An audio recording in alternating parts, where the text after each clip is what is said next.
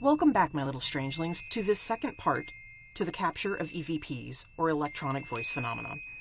So you have chosen your method of recording and try to make contact with the other side. You're either armed with an old school cassette recorder, a digital recorder, or your phone with an audio recording app downloaded and ready to go. Now what? First off, you want to establish a simple opening procedure for capturing any recording.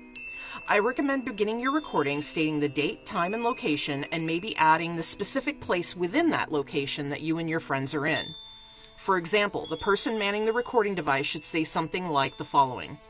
January 1st, 2024, 11:07 p.m. We are in the cafeteria of the old high school located at address in city and state. I am, name yourself, and present with me are, point to your friend and have them state their names one at a time. The reason for this is twofold. One, you have a record of who is present, and two, you now have a sample recording of their voice to compare to anything you might capture down the line to ensure it isn't them.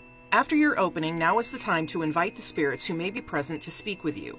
I usually like to say something to the effect of, if there is anyone present within this room or space with us who would like to communicate, now is the time. I also like to explain to them, we may not be able to hear you or respond right away, but this device I am holding might help us to communicate, and when we review the recording on it later, we may return to answer any questions you have or try to deliver any message you wish us to. So is there anything you would like to say to us?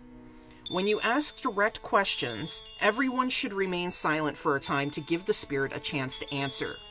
You can ask anything, but I urge you to be polite always. You catch more flies with honey than vinegar. I really don't like taking on an antagonistic approach.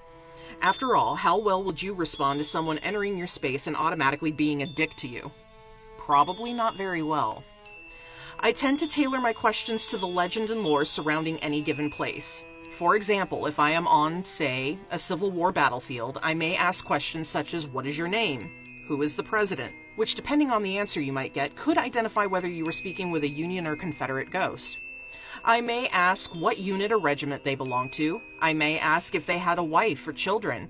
And I even may push the envelope a bit and ask if there's any message they would like us to convey home for them. When you're finished with the session, I always recommend thanking the spirits that may or may not be present for their time and potential cooperation. Remind them that you won't be able to know if they've said anything until you play back your device, and let them know you appreciate their efforts at communication. Remind them that they must stay here, and let them know that if you have made contact that you will try to be back and may have follow-up questions in order to help. Finish with the end time of your recording, have yourself and your friends all state your names again, and turn off your device. You've successfully conducted your first EVP session. Next time, we'll get into what you do with it now that you've got it when it comes to your audio.